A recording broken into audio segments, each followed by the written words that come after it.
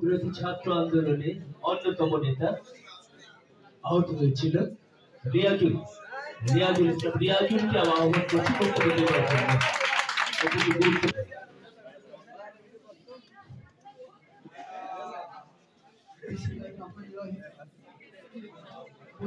ছাত্র আন্দোলনের সভাপতি জানাই সালাম ও শুভেচ্ছা।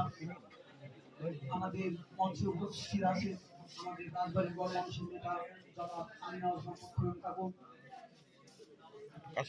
কি বলবো ভেবে পাচ্ছি না, প্রায় বেশ 3-4 মাস পরে সকল সহযোদ্ধার সামনে আসলাম। সবাইকে দেখে অনেক ভালো লাগছে। সবাই কেমন আছে? তো আমরা আন্দোলন করছিলাম অনেকদিন যাবত, প্রায় রাজবাড়িতে আন্দোলন চলছিল 10-12 দিনের মতো, বেশি দিন হয় না। আমাদের আন্দোলন অনেকদিন যাবত চলছে, অনেক কিছু হয়েছে, এগুলা নতুন করে বলার কিছু নাই। তবে আমি একজন বাংলাদেশের ক্ষুদ্র নাগরিক, ছোট মানুষ, আমার বয়স বেশি না, মাত্র 22। তো আমার আন্দোলনের মূল কথা ছিল বাংলাদেশে ভোটের রাজনীতি যাতে আসে, আমরা যাতে ভোট দিতে পারি, আমরা ইয়াং জেনারেশন যাতে ভোট দিতে পারি।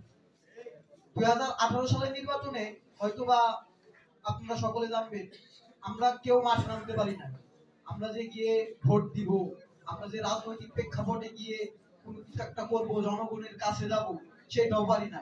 24-এর সময় তো বাসার সামনে এসে পুলিশ দাঁড়াইছিল, বেরোলে মাই বাবা, বাসায় এসে অনেক ধরনের কথা, হুমকি, বড় ভাই মনোহর হোসেন মিন্টু সহ আমাদের ফারুক ভাই, কাউসার ভাই, বকুল ভাই, যারা তাদের সাথে আর কি সবসময় চলাফেরা, তারা কেউই বাসায় থাকতে পারে না। তাদের দেখে দেখে আমাদেরও পিছ পিছ দৌড় দিতে হয়েছে। এরকম অনেক ছিল।